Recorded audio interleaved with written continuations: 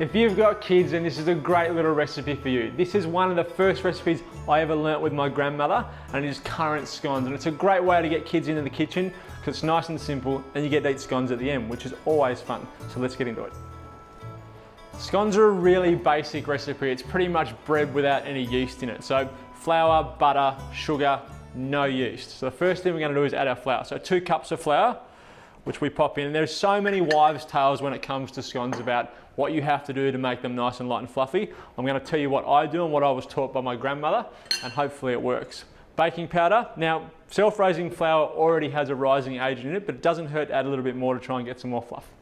Some sugar. We're making a sweet scone, so currant scones. You can replace the currants with dates or any dried fruit if you want to. Some butter. A little pinch of salt.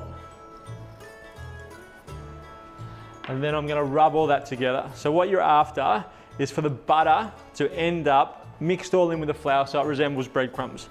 If you've got kids, this is a good time to get them involved, especially when it's something as simple as this. Anytime a kid can get their hands into the mixture, they're going to love it. They connect with food, they connect with being in the kitchen and having a good time, and everyone wins. You can see all of that butter is mixed through the flour, so that's good to go. So mix through the currants. And now we're going to add the wet ingredients. So 1 egg and 1 cup of milk, but into a different bowl. So our egg and our milk. Now we may not use all of this. We're going to hold a little bit back because it's a bit of a chemistry, this component of it. You don't know exactly what you're going to need, but you need to always have it on hand and add a little bit at a time.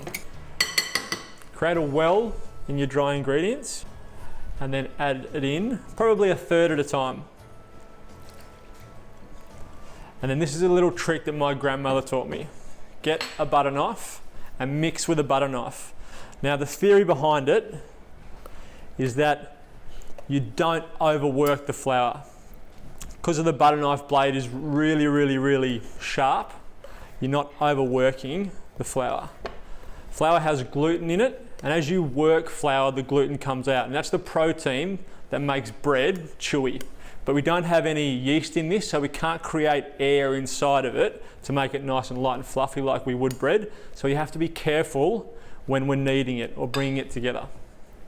A little bit more.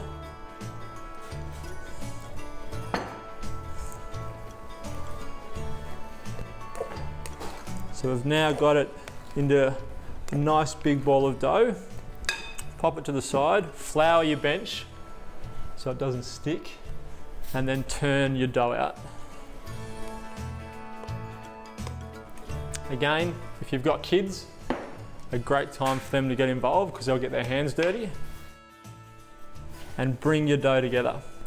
And it will start to form a soft, smooth texture on the outside of the dough, which you can see it's starting to do now. And once you get to that point, that's all the kneading that you need to do. Start to push it out. And that's basically, you can see we haven't kneaded it like a bread dough and pushed it and pulled it back and pushed it and pulled it back because we don't want to activate the gluten in the flour. And now we're going to cut. So get the cutter and the size of the cutter that you want. You might like small scones, you might like really, really big ones. I'm going to go with about that size. My nan used to use a glass, so the top of a glass, but I'm going to use this cutter. Push it down. And if it sticks like that, just pop your cutter in the flour, and that will mean the scone will come out nice and neat. Pop it on a tray, lined with baking paper. With the remaining egg and milk mixture you've got left, just put a little wash on top of each scone.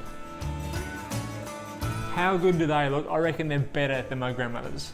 Just kidding, they would never be better than my grandmother's. All right, into the oven, 210 degrees, 12 to 15 minutes.